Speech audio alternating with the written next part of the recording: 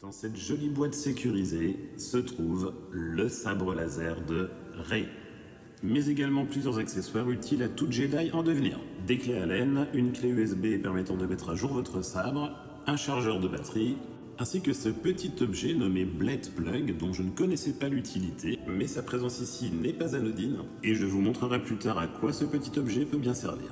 Et le principal intéressé, le sabre laser de Rey dans son écran, un bien bel objet, inspiré du modèle original bien sûr, et c'est là toute l'idée de la gamme réplica du site Je peux pas, j'ai sabre laser. Une fois tenu en main, on se rend compte qu'il s'agit d'un objet plutôt léger, mais assez lourd également pour attester de sa solidité et d'une construction qui n'est pas celle d'un jouet.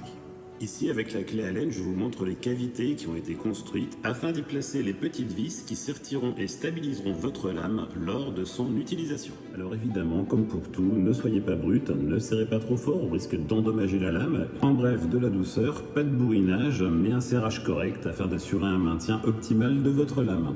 C'est pas très compliqué. À l'intérieur du sabre, en dévissant, vous allez pouvoir voir l'électronique, ce qui constitue, on va dire, l'âme de notre sabre laser. C'est un châssis en plastique bien solide qui contient donc la batterie NoPixel, une carte son, la carte mémoire dédiée qui permet d'uploader plus tard différentes musiques, différents effets, qui permettent de mettre à jour notre sabre laser, mais je vous avouerai ne pas avoir encore touché l'électronique du produit. Je reviens alors sur le chargeur de la batterie NoPixel.